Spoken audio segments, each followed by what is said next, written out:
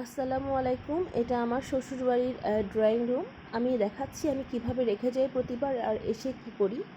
প্রতিবার এগুলো কীভাবে কাপড় দিয়ে ঢেকে সুন্দর করে রেখে যেতে হয়।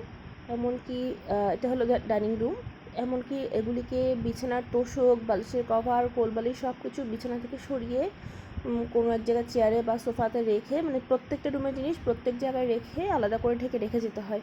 কেননা খালি বিছানা এভাবে বিছিয়ে রাখা ঠিক নয়, সেজন্য আমি খালি বিছানা বিছিয়ে রেখেছি না, আর ধুলাবালি পরে ময়লায় নষ্ট হয়। দ্বিতীয়বার সেখানে ঘুমাতে ইচ্ছা করবে না। এই যে সকাল থেকে আমি ঘুম থেকে উঠেই চলে এসেছি রুমে। আমি এই রুমটা প্রথমে পরিষ্কার করে নিয়েছি। বিছানার চাদর যা যা দিয়ে ঢাকা ছিল সব কিছু ঢেকে ওগুলোকে তুলে নিয়ে ঝেড়ে আলাদা করে রেখে দিয়েছি ধোয়ার জন্য। এই যে আমাদের এই রুমটা একদম পরিষ্কার করা হয়ে গিয়েছে। চেয়ারে একটা তাওয়াল দিয়ে দিয়েছি, আর ল্যাপটপটা টেবিলে সেট করে রেখেছি। এই যে সোফা, যে বেডে চাদর, তোশক, বালিশের কভার সব কিছু দিয়ে দিয়েছি সুন্দর করে, একদম পরিষ্কার করে ঝাড়ু দিয়ে দিয়েছি।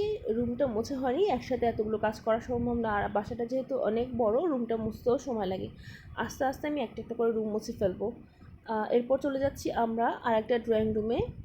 এই রুমটা মেইন রোড দিয়ে ঢোকার পরপরই রুম। আমরা যখন বাইরে থেকে আসি আমরাও কিন্তু এসে এই রুমটাতেই বসি, বা আমার বাইরে থেকে অন্য মানুষ যখন আসে সবাই কিন্তু এসে আগে এখানেই বসে।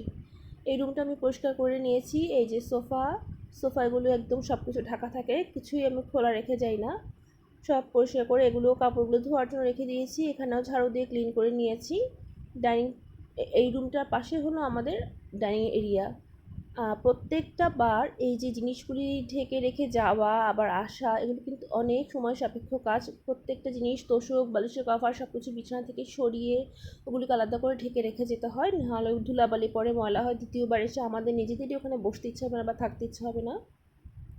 ওখানে একটা অ্যাকোরিয়াম দেখতে পাচ্ছেন, কিন্তু ওখানে কিন্তু এখন মাছ নেই, কারণ যেহেতু আমরা কেউ থাকি না, মাছ রাখা হয় না। এটা হলো আমাদের ডাইনিং টেবিল। এখানে একটা ফ্রিজ রয়েছে, আর আমি 4টা চেয়ার রেখেছি, 2টি সরিয়ে ফেলেছি, কেন ডাইনিং টেবিলটা পুরো বড় করে রাখলে ডাইনিং টেবিলটা কিন্তু অনেক বড়, এখানে বোঝা যাচ্ছে না, নর্মাল টেবিলের চেয়ে অনেক বড়, জায়গা কনজেস্টেড হয়ে যায়।